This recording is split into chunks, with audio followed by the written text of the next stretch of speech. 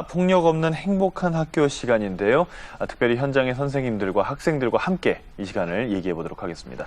먼저 함께 해주신 분들 소개해 드리겠습니다. 한영고등학교 유부열 선생님 그리고 서울임 학생 나오셨습니다. 어서 오십시오. 네. 그리고 휘경여중의 강은정 선생님, 정한나, 김주영 학생 나왔어요. 어서 오십시오. 안녕하세요. 그리고 저희 교실이야기에 학교폭력 예방 UCC 공모를 하고 있습니다. 거기에 공모를 해주신 학생들입니다. 경북 북삼고등학교 3학년 윤한솔, 임혜진, 김유정 학생입니다. 어서 오세요. 그리고 역시 안산 동산고등학교의 이수지 학생입니다. 어서 오시고요. 네. 그것도 방청석에도 휘경여중 학생들이 나와 있습니다. 어서 오세요. 나와주셔서 감사합니다. 학교 폭력이 문제가 계속 되고 있습니다. 어제 오늘 일도 아니고요. 또 더 심해지기까지 하죠. 약해져도 시원치 않을 판에요. 그런데다 최근에는 큰 문제가 또 하나 있었습니다. 학교 생활기록부에 과연 이것을 기록을 해야 되는지 말아야 되는지에 관해서 어떤 사람들은 기록을 하지 말아야 된다라고 아주 강력하게 주장을 하는 편에 어떤 사람들은 당연히 기록을 해야 된다라고 또 강력하게 주장을 하고 있습니다. 먼저 선생님들께 좀 여쭤보고 싶습니다. 류보련 선생님께서는 어떻게 생각을 하시는지요?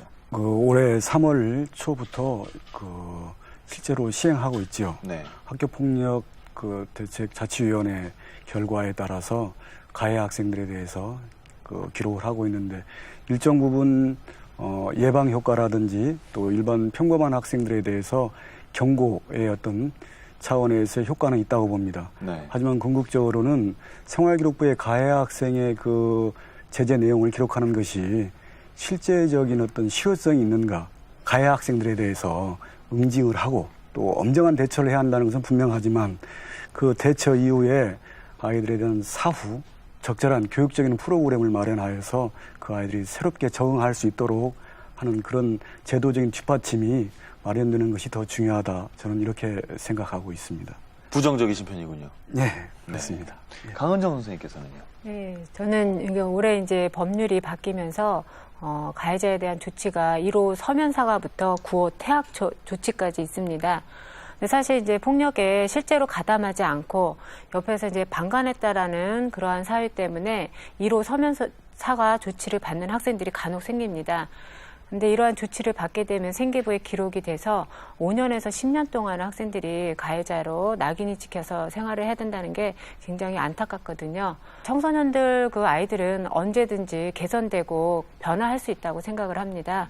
그래서 좀 더 생계부 기록에 대한 거는 좀 신중하게 검토해 둘 필요가 있고요. 또 학교 차원에서도 계속적으로 예방 교육을 만들어서 좀 지속적으로 해야 된다고 생각을 합니다.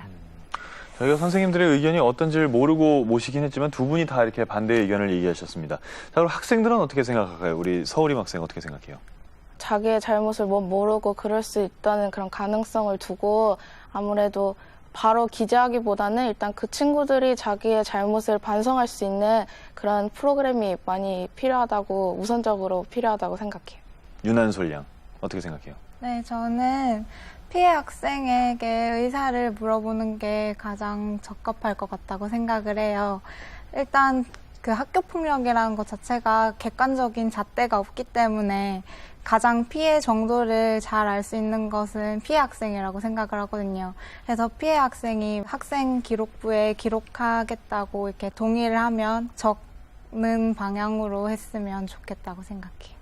중학생들은 어떻게 생각합니까? 일단 생활기록부에 기록을 하게 되면 이미 그 학생은 자신이 한 일에 대해서 이미 징계를 다 받은 상황이잖아요. 그것 때문에 자기가 개선해야 될 필요성을 인식하지 못하게 될 수도 있고 또 그게 5년 동안 호구로 다니다 보니까 그 학생이 그 다음에 다시 그 행동을 반복하지 않게 되더라도 큰 호구로 자리 잡고 있기 때문에 개선할 수 있는 기회조차 주지 않는 행동이라고 생각을 해요. 기재를 해야 된다는 입장이거든요. 그래요? 왕따를 당한 피해 학생의 경우에는 상처라던가 타격이 굉장히 오래 가거든요. 근데 가해 학생들은 피해 학생들의 입장을 진정으로 이해할 수 없기 때문에 동의도 못하기 때문에 반성 또한 진정으로 할 수가 없다고 생각을 하거든요.